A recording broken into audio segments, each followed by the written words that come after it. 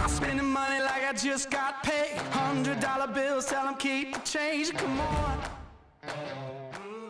Who's ready for the Good Vibe Caravan?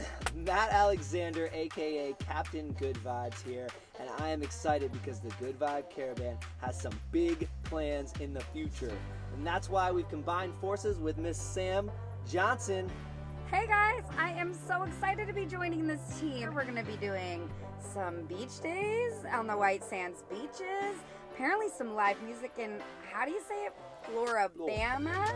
And then, Matt, don't get me started on those oysters. I cannot wait for those oysters in New Orleans. We're going to show you all the treats of this area, but we're also going to get off the beaten path and make deeper connections with our community before we head on our journey to this amazing van life gathering that Dustin and Naomi have in store for us. So if you want to be a part of the journey, signups are now available on my website, EnjoyTheJourney.Today/New Orleans Caravan.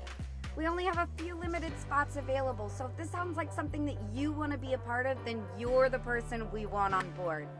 Until next time, enjoy your journey, my friends. I thought that was good. I think that was good.